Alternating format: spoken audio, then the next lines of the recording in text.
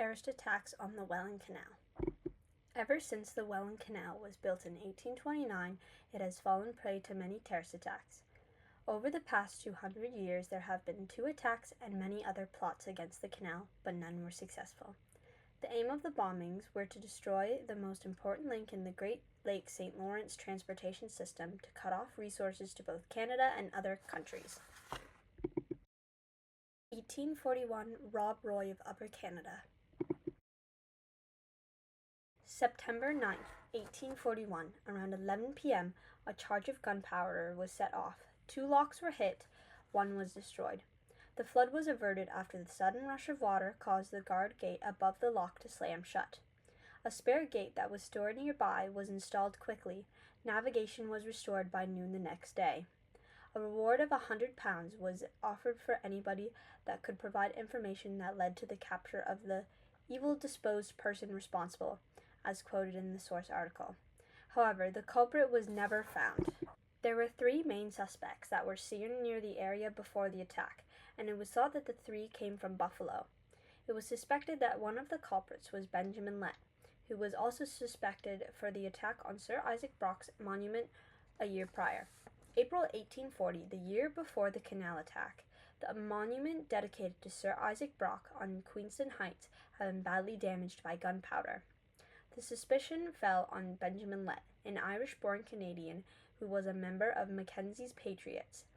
He had been conducting guerrilla operations from the United States since 1838, getting him the nickname the Rob Roy of Upper Canada. Benjamin was later arrested on different charges after the incident at Queenston Heights. He then escaped and was still at large during the attack on the canal. Anxiety was high in the Niagara Peninsula. The War of 1812 was still a painful memory, and the Mackenzie Rebellion of 1837 was barely over. As well, the political situation, industry, commerce were unstable.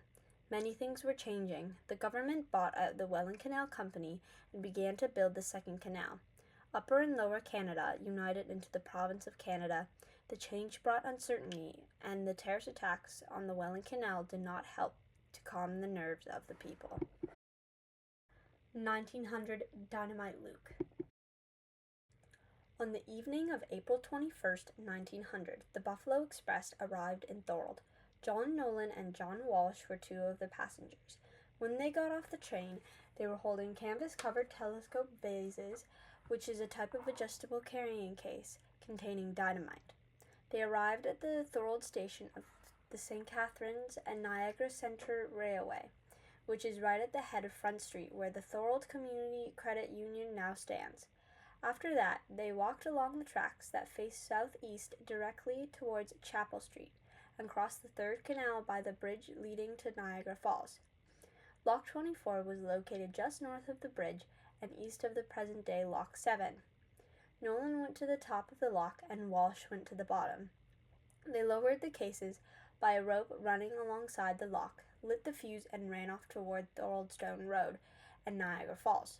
Walsh's explosive went off a few minutes after 7 o'clock, and Nolan's a few moments later.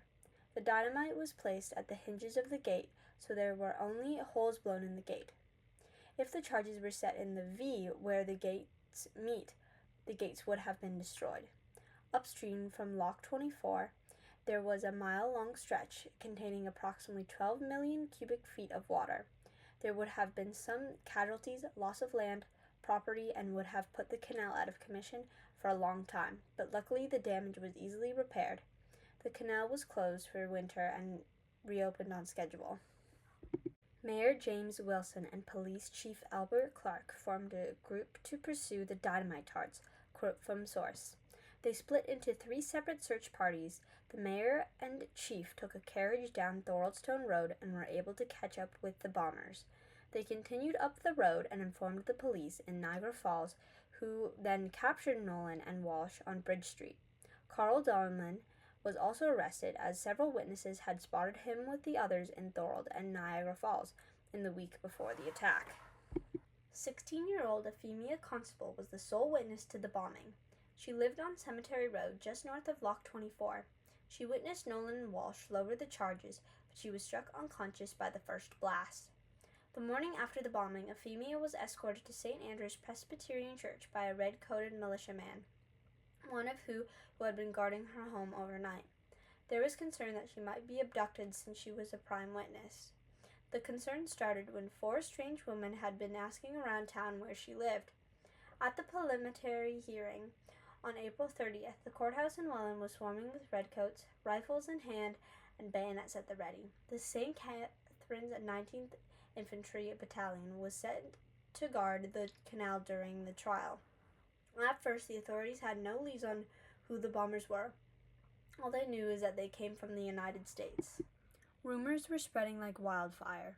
Early suspicion fell on Buffalo grain handlers, who had been engaged in dispute with the Connors Syndicate, which were their employers.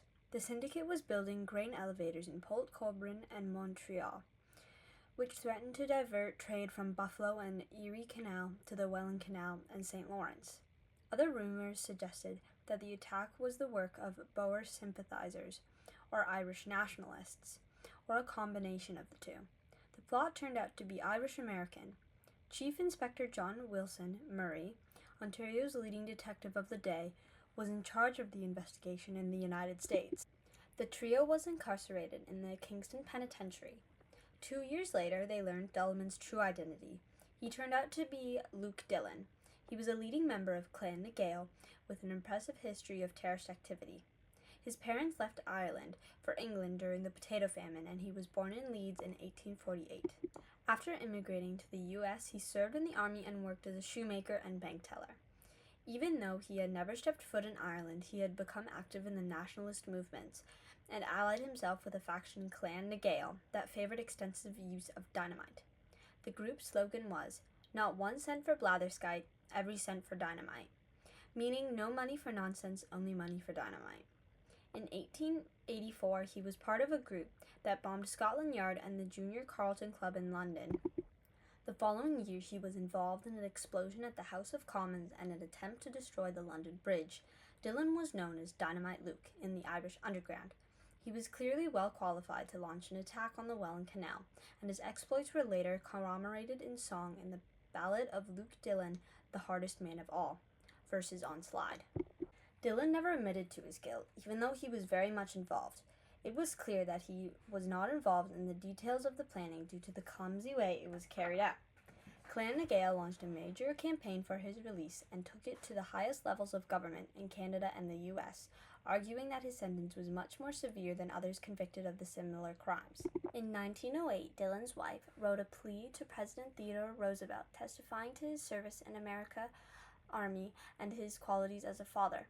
On July 12th, at the age of 66, he was set free and deported to the U.S., where he was reunited with his wife and family. He never made it to Ireland, but remained an active Republican until his death in 1926. As for Nolan and Walsh, one went insane and died in prison, while the other was released soon after Dillon. But there is no solid information on who died and who was released. May 3rd, just 2 weeks after the attack on Lock 24, Thorold Town Council President Mayor Wilson was with a hand-drawn illuminated scroll in recognition of his role in the capture of the terrorists. 1914-1915, Satan in a Top Hat. The most recent attacks on the Welland Canal also came from the United States, but this time it was Germans planning the attack. The United States of America remained neutral when World War II began in August 1914. Germany wanted to prevent war materials and food supplies from North America to the Allies while keeping the states neutral. In order to do this, a combination of diplomacy, espionage, and sabotage was needed. The German ambassador, Count Jean Bersthoff, was in charge of these strategies. However, the actual work was carried out by military attaché Captain Franz von Papen, naval attaché Captain Karl Boed, and commercial attaché Dr. Heinrich Albert. Recruiting offices were open in New York City. Horst von der Goltz, one of the first enlisted, had a plan to destroy the Welland Canal.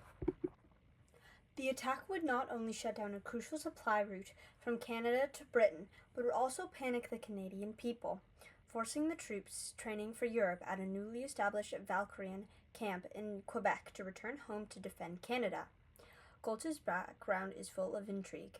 After serving in the Mexican army, he moved to the United States. Just 1 month into the war, he had a meeting with Papin, inquired dynamite and plans of the canal, and found accomplices. They traveled to Buffalo by train. During their stay, it is possible they crossed the border to survey the canal. Goltz even claimed to have flown over the Niagara River by airplane, but for reasons unknown, they suddenly returned to New York City after 3 days. Goltz's explanation for returning was that he received news that the troops had left Valakar on September 23rd, which eliminated the primary reason for an attack on the canal. However, it was also possible that the canal was overprotected. However, according to one participant, the real problem may have been the amount of time Goltz spent cruising in Buffalo instead of concentrating on the task at hand, and he seemed to have enjoyed the high life. In the meantime, Papin and his cohorts acquired forged passports so that German guardsmen could return home and German spies could enter Britain. Other activities include plans to set off explosives on Allied ships leaving American ports, attempts to stoke labor unrest so that the exports of munitions and other supplies to Britain would be disrupted, and dynamite attacks on the international bridge linking Maine and Quebec, and on facilities at Walkerview and Windsor in Ontario. Paul Coing, the Hamburg American Shipping Line's police superintendent, was involved in some of these activities. Papin hired Coing to lead another attack on the Welland Canal at the beginning of September 1915. This attack is very similar to the first. Coing and his co-conspirators, including his wife, traveled to Buffalo on September 27th. He and his wife were spotted in Port Dalhousie by an unidentified St. Catharines manufacturer while surveying the canal. The mission was abruptly canceled by Coing for 2 reasons. He thought he was being followed by American Secret Services agents, and the canal was too well guarded. They had been following him since the beginning, but they did not have enough evidence to make an arrest. After he returned to New York City, the only way they were able to gather enough evidence was to tap his phone. He was charged on December 17th. 6 days later, Papin was kicked out of the United States for committing acts that were against Germany's neutrality. The Secret Service had been watching German embassy employees since the middle of May, and 2 lucky breaks in July and August proved their guilt. The American agent who had been following commercial attaché Albert found a briefcase containing incriminating documents intended on the elevated railway. A month later, Papin pursued American journalist James Archibald to illegally transport a document to Berlin. The British later removed him from his ship and confiscated the documents. Papin was guaranteed safe passage back to Germany as a diplomat. However, apparently this did not apply to his luggage. On January 2nd, 1916, when the ship he was sailing on made its way to the English port of Falmouth, the British confiscated a suitcase full of receipts, check stubs, canceled checks, letters, and other documents that implicated the German embassy in Washington. Among the items that were taken, there were checks made out to Coing and Goltz. When confronted with the new evidence, Goltz freely admitted that he and Papin were involved in the plan to bomb the Welland Canal. He was then sent to a British jail. After receiving immunity from prosecution, he was allowed to testify at the trial on March 28th of Hand Trouser, the person who provided them with the dynamite for the attack. The grand jury formally charged Papin, despite the fact that the diplomat would not be held accountable. Papin entered politics after serving in World War I and was appointed Chancellor of Germany in 1932. He was forced to resign a year later due to lack of support. He helped Hitler rise to power, served as Hitler's vice-chancellor, and later served as an ambassador to Turkey and Austria. One biographer referred to Papin as Satan in a top hat. He was tried in Nuremberg, but vindicated on the grounds that political immoralities were not war crimes. There were at least 2 other plots against the Welland Canal during World War II, but none of them were ever put into action. The first was by Harry Newton, a foreman in a munitions plant established at the McKinnon Dash and Hardware Company in St. Catharines as part of the war efforts. Arrested in Buffalo in April 1916 with a bomb he had smuggled across the border. Newton was a mercenary and was hired for the job. He told the police that he was prepared to blow up the canal or munitions factories for $5,000. He proposed to bomb the canal from a boat, and he would carry the dynamite past the guards in a dinner pail. The second scheme, devised by Count Max Leinar Loudon, would have seen an army of 150,000 German reservists based in the U.S. They would seize the Welland Canal as part of a massive invasion of Canada. A fund of $100 million was established, arms were hidden away, and men were recruited, but nothing was done. In October 1915, Loudon was finally taken into custody on a bigamy charge. Over the past 200 years, there have been many plots to destroy the Welland Canal, but they failed again and again. The Welland Canal has stood strong for many years and will continue standing for many more to come. The Welland Canal will continue to be an important part in the importation and exportation of resources.